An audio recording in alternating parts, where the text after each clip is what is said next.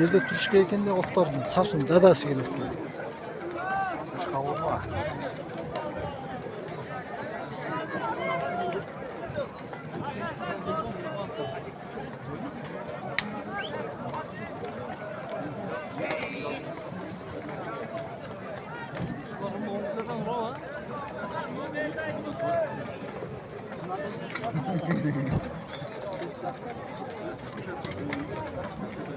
Otlar gözüksün bakalım ha. Ha?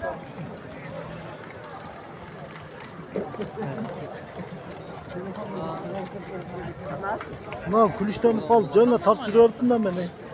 Burası mı kırtatlar ne orası şunu koy. Öğrensin lan.